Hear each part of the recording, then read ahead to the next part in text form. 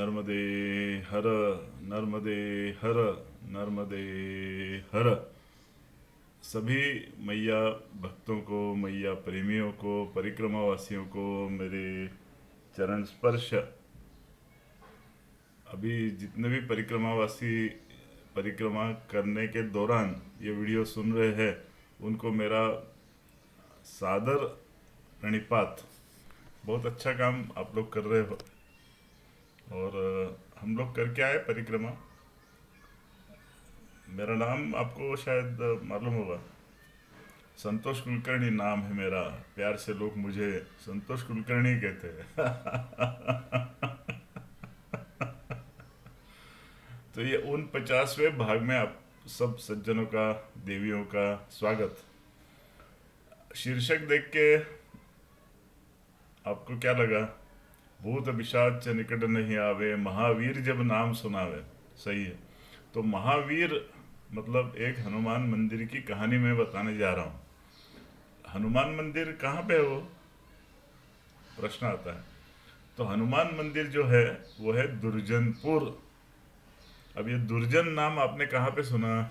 इसके पहले करण अर्जुन में अमरीश पुरी का नाम था दुर्जन। तो दुर्जनपुर नाम का कोई गांव होगा ऐसा मुझे मालूम नहीं था परिक्रमा के पहले। तो बात दरअसल ये है कि सूरज कुंड से जब हम लोग चले, अभी सूरज कुंड आया नहीं है अपने वृत्तांत में। शायद अगला एपिसोड करेंगे उस पे, सूरज कुंड पे, वो एक अलग कहानी है। तो अभी सूरज कुंड से चल के हम लोग आए हैं दुर्जनपुर। दुर्जनपुर हम लोग कुछ शाम को पहुँचे, 4:30-5 बजे। और अभी दुर्जनपुर का थोड़ा सा वर्णन कर दूं आपको। दुर्जनपुर का यह जो आश्रम है ये गांव से बाहर है। गांव से करीब 1 किलोमीटर बाहर है। और उसको आश्रम कह सकते कि नहीं मुझे मालूम नहीं है, क्योंकि वहाँ पे जो हनुमान मंदिर है, एक छोटा सा हनुमान मंदिर है, राम जी का मंदिर है, छोटा सा। मैं अभी फोटो दिखाता हूँ आपको। और उसके बाद सामने रोड है, करीब 25 फीट की रोड है। मस्त डामरीकरण की हुई रोड है। और रोड के दूसरी तरफ एक कमरा है। वो कमरा वहाँ के आश्रम धारी उनके लिए बना हुआ है। हम जिस समय वहाँ पे पहुँचे, ये बात है मई 2019। उस समय उस दुर्जनपुर का ये जो आश्रम मैं आपको बता रहा हूँ, उस आश्रम के जो स्थान धारक थे वो स्वयं परिक्रमा के लिए निकले हुए थे। तो क्या वहाँ पे कोई नहीं था? थे। तो वहाँ पे जिनसे हमारी भेंट हुई उनका नाम था स्वामी नर्मदानंद।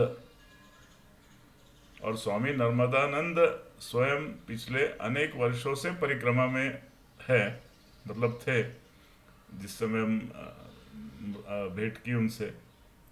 और उस दुर्जनपुर के जो विशेष स्वामी थे उन्होंने इनको वहाँ पे उनको कहा होगा कि आप रुकिए, मैं परिक्रमा में होके आता हूँ। तो इसलिए स्वामी नर्मदानंद जी वहाँ पे हमसे मिले। तो जब भेंट हुई शाम को 5-1 बजे, तो ऐसा लगा कि स्वामी जी बहुत कम बात करते हैं, बहुत ही कम नपे तुले शब्दों में वो आपसे बात करते हैं। तो ऐसा एकदम उनसे बातचीत चालू हो नहीं पाई। तो उन्होंने स्थान दिखाया कि यहीं पे लगा लीजिए आसन। और जो उन्होंने स्थान दिखाया वो मंदिर और उनकी रूम, उसके बीच में थोड़ी सी कंक्रीट पेविंग की हुई थी। तो वहाँ पे तो खुला आसमान, आसपास कुछ बाउंड्री वॉल नहीं। और गांव के लोग कंटिन्यूसली रास्ते से आते जाते रहे थे। कारण यह था कि जो मैंने आपको ये बताया कि हनुमान मंदिर और उनकी खोली, उसके बीच से जो सड़क जाती थी, तो मंदिर के बाएं हाथ में एक बड़ा सा कुआं था। करीब उसका व्यास ही 30 फीट था, 30 फीट डायमीटर।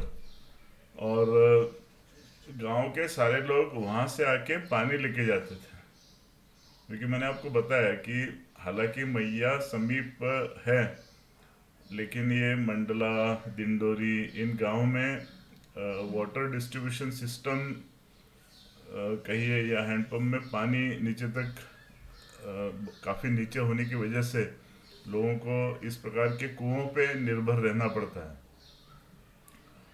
तो शाम को 5 बजे स्वामी जी से मुलाकात हुई। उन्होंने एक स्थान हमको दिखाया जो हमको पसंद नहीं आया सोने के लिए। तो हमने उनसे विनती की कि ये मंदिर में आप हमको जगह दीजिए। तो बोले मंदिर, अब वो मंदिर भी छोटा सा ही है, और उन्होंने कहा मंदिर में तो आरती के पश्चात ही आप लोग सो पाएंगे, आरती होती है 8 बजे। ठीक है, बराबर है उनका कहना है, क्योंकि मंदिर में आरती के समय लोग सब इकट्ठे होंगे तो वहाँ पे सामने कैसे लगा सकते हैं, विग्रह के सामने आसन लगाना ठीक नहीं था उस समय। इसलिए हमने कहा ठीक है, तो सामान बाजू में रख दिया और फ्रेश होना चाहा। तो पानी की क्या व्यवस्था, तो उन्होंने अपने रूम के सामने 2 मटके भर के पानी रख दिया था। एक मटके में पीने का पानी, एक में थोड़ा सा धोने के लिए पानी वगैरह वापरने के लिए। तो उन्होंने कहा आप कुएं पे चले जाओ। तो एक बाल्टी थी वहाँ पे, एक छोटी सी लोहे की बाल्टी, और एक रस्सी दे दी उन्होंने। तो आप कुएं पे जाके कर लो। कुएं पे गया, वो कुएं पे तो भीड़ लगी हुई थी, लेकिन कुआं बड़ा कुआं था, और मुंडेर के चारों तरफ लोग पानी खींच खींच के, कोई कपड़े धो रहा था, कोई नहा रहा था, कोई घर पे ले जा रहा था, कोई मोटरसाइकिल, साइकिल, अलग अलग साधनों पे जरीकेन में पानी भर के ले जा रहे थे। ऐसी वो डिस्ट्रीब्यूशन सिस्टम थी। तो मैं गया वहाँ पे, और कुछ लोग तो मैंने देखा, मुझे बड़ा आश्चर्य हुआ कि लोग उस पैरापेट के ऊपर खड़े रह के, मुंडेर के ऊपर खड़े रह के ऐसा पानी निकाल रहे थे, क्योंकि वो जो पानी निकालने की सिस्टम होती है वो वहाँ पे कुछ थी नहीं। तो मुंडेर के वहीं से ऐसा नीचे बाल्टी डाल के पानी निकालना पड़ता था। तो वैसे पानी निकाला, मेरे ख्याल से स्नान भी कर ली थी उस समय, और 1-2 बाल्टी पानी इधर लेके आए हम लोग वापरने के लिए। फिर शाम हुई, तो फ्रेश हुए थे, आरती पूजन, तो वहीं पे विग्रह के सामने बैठ के हमने आरती पूजन अपनी कर ली। तो इस बीच में और भी परिक्रमावासी वहाँ पे ज्वाइन हुए। पहले हम लोग 4 ही थे वहाँ पे, मैं, श्रीमती कुलकर्णी, प्रमोद और निशिकांत, हम 4 ही लोग थे। और उसके बाद एक 3-4 परिक्रमावासी और आ गए। एक, अभी जगह तो थी नहीं वहाँ पे, मंदिर में तो जगह बिल्कुल नहीं थी। हम दोनों वहाँ पे हम अपना सामान लगा लिया था, विग्रह के एक तरफ, विग्रह के दूसरी तरफ वरांदे में। तो उस मंदिर के पीछे एक ऐसा बांध बना हुआ था करीब 8 फीट ऊंचा, और उस बांध के दूसरी तरफ थी खेती, उसी लेवल पे पूरी काली मिट्टी, और फसल वगैरह मेरे ख्याल से बोई हुई थी उस समय।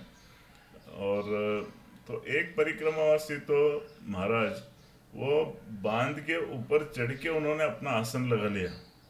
मुझे बड़ा अच्छा लगा वहाँ पे, ऊपर चढ़ के अपना आसन लगा लिया।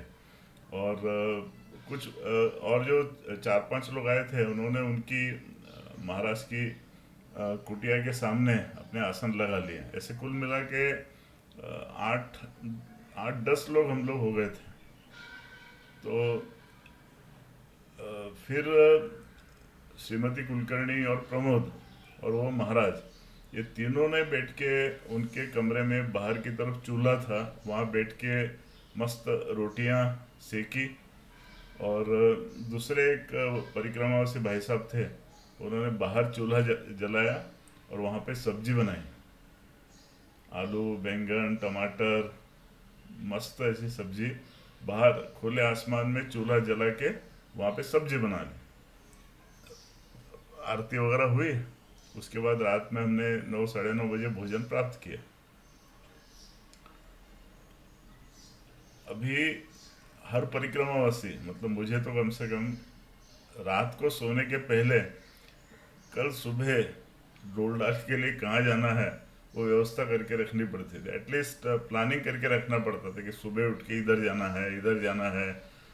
तो वो पूछने के लिए महाराज श्री के पास में गया।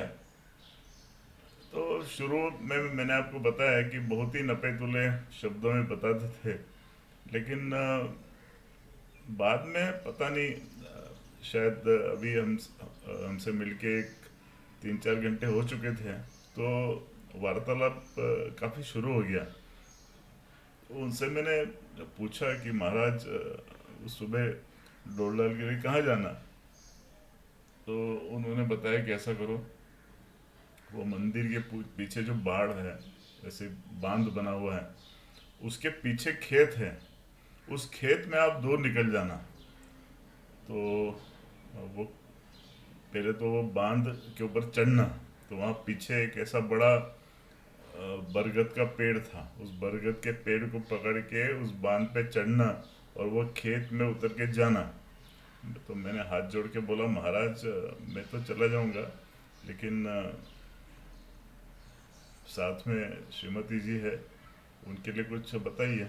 तो फिर उन्होंने एक तरीका बताया, ऐसा करो खास उनके लिए, ये खोली के पीछे थोड़ा सा जाएंगे तो एक खुली जगह है, लेकिन उसके आगे जाएंगे तो वो ईंटों का भट्टा है, तो उनका सब सामान वगैरह है वहाँ पे, तो वो थोड़ा उसके पहले खाली उनके लिए। बोला ठीक है। अब यहाँ तक तो ठीक था, फिर आगे क्या हुआ, मैंने उनको इधर इशारा किया कि जो कुआं दिख रहा है, वो कुएं के पीछे ऐसा एक तालाब जैसा दिख रहा था। ऐसे पूछ लिया मैंने कि उस तरफ क्या है। तो महाराज बोले, गलती से भी उस तरफ मत जाना रात को। मैं बोला क्यों? तो बोले ऐसा हुआ कि 1 साल 2 साल पहले की बात है, रात में कोई परिक्रमावासी डोलडाल के लिए उसी तालाब की तरफ चला गया था। फिर क्या हुआ, तो वो महाराज जो भी उस समय गए होंगे, वो वहाँ पे जब गए डोलडाल के लिए, तो उनको उस तालाब के बीच से कुछ रोशनी उठती हुई दिखाई दी, सफ़ेद सफ़ेद। और तो घबरा गए वो, तो तुरंत भागे भागे आए, और उसके बाद क्या हुआ, वो गायब हो गए वहाँ से। अरे, तो सुन के तो मेरे ऐसे रोंगटे खड़े हो गए। तो इसलिए फिर मैंने ये जो शीर्षक दिया है कहानी का, भूत पिशाच निकट नहीं आवे, महावीर जब नाम सुनावे, ये इसलिए शीर्षक दिया हुआ है। तो वो कहानी उन्होंने बहुत विस्तार पूर्वक समझाई मुझे। अंधेरी रात थी, उनकी खोली का, उनके रूम में खाली एक ही लाइट था, और मैं स्वयं, हम दोनों अंधेरे में खड़े थे, और चारों तरफ अंधेरा, तालाब की तरफ चेहरा करके उन्होंने बताया। ठीक है। अब सुबह सुबह उठ के फिर जैसे उन्होंने व्यवस्था बताई थी वैसे फ्रेश तो हो गए। फिर कुएं पे 3:30 पौने 4 बजे अंधारा, पूरा यहाँ से वहाँ तक अंधेरा, और जो हमारे पास टॉर्च थी उसकी भी रोशनी बहुत धीमी थी। इसलिए एक टिप परिक्रमावासियों को मैं देना चाहता हूँ कि अपने साथ टॉर्च जरूर रखिए। और टॉर्च वो ऐसे छोटे छोटे मिलते हैं ना, 20 रुपए 30 रुपए का, ऐसा नहीं, बिल्कुल पक्का 4 सेल वाला, 3 सेल वाला, या तो चार्जेबल ले जाइए, और जिसकी रोशनी अच्छी हो, और एक जोड़ी सेल्स साथ में रख लीजिए बैटरी के। नहीं तो मैं रात में ना, खास तौर पे अगर आपको अर्ली मॉर्निंग डोलडाल के लिए जाना हो तो बड़ी तकलीफ होती है खेतों वेतों में जाने में, तो अपने पास अपनी रोशनी होनी चाहिए। तो हम लोग तो गए जैसे तैसे, अपना मोबाइल चालू किया, उसकी फ्लैश लाइट रहती है, उसके उसके लाइट में वो अंधेरे में कुएं में से पानी निकाला, वहीं पे स्नान किया, वापस आए। जब तक कुछ 5 साढ़े 5 हुए थे, फिर मंदिर के सामने बैठ के आरती पूजन संपन्न किया। महाराज श्री ने चाय दी, और सुबह सुबह तो बहुत अच्छी बातचीत हो रही थी। फिर उस मंदिर के सामने कुछ पुरानी मूर्तियां पड़ी हुई थी, जो मैया में बहते बहते ऐसे परिक्रमा में आपको काफ़ी जगह पे मिलेंगे कि लोग क्या करते हैं कि मैया में बहुत सारी पुरानी मूर्तियाँ ऐसी बह के आती है किनारे पे, तो लोग उठा के उसको आश्रमों में मंदिरों में ऐसा जतन करके रखते हैं। तो यहाँ पे दुर्जनपुर आश्रम में भी आप जाएंगे तो सामने आपको ऐसा पूरा कलेक्शन देखने को मिल जाएगा। अच्छी मूर्तियाँ हैं, कुछ फोटो यहाँ पे दे रहा हूँ मैं आपके लिए। और फिर महाराज जी को प्रणाम किया, नर्मदे हर कहा, उनका मोबाइल नंबर लिया और निकले हम लोग वहाँ से। तो मैं भी निकलता हूँ, चलिए। नर्मदे हर, नर्मदे हर, नर्मदे हर।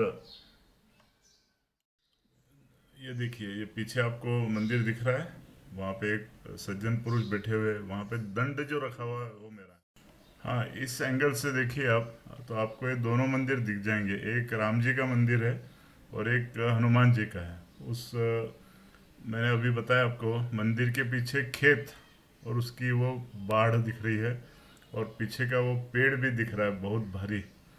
और अभी अगले फोटो में और आनंद आएगा आप। हाँ, अभी जो मैं आपको फोटो दिखाने जा रहा हूँ, वो देखिए, कुआं दिख रहा है आपको।